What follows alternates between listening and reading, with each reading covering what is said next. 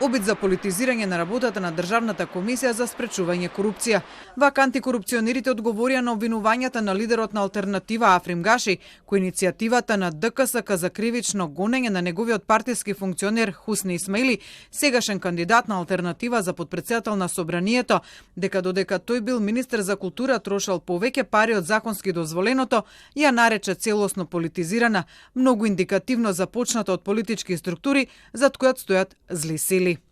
Било каков обид за ставање на работата и одлучувањето на ДКСК во дневно политички интерес изјави може само да штети во напорите за спречување и борба против корупцијата во целина.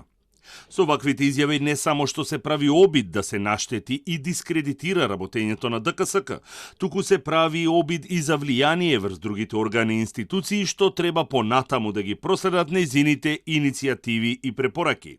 ДКСК во реакцијата на изјавата на Гаши, освен што отврла каква и да е политичка инструментализација на своите одлуки, наведува дека во случајот на Исмаили постапувала по барање на Министерството за култура од јули 2021, а во врска со заклучок на владата донесен еден месец порано околу изборот на финансирање на проекти од годишниот конкурс на Министерството за 2020 година.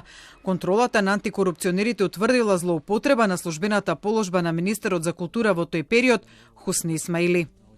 Посочениот министер постапувал спротивно на Законот за буџети и Законот за извршување на буџети за 2020 година, со тоа што во постизборен период потпишал околу 100 договори и анекс договори и со тоа создал обврски за буџетот за 2020 година на Министерството за култура од над 33 милиони денари.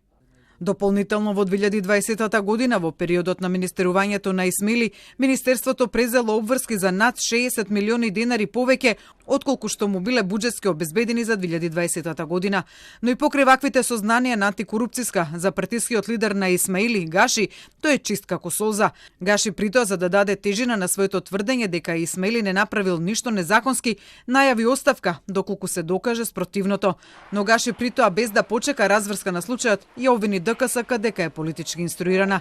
И додека антикорупционерите и Гаши се обвинуваат за политички притисоци околу случајот на Исмаили, за првиот парламентарец Талат Џафери не е проблем токму Исмаили да стане негов втор потпредседател. Според Џафери, се додека некој не е осуден со правосуден акт, презумпцијата на невиност е над сите иницијативи.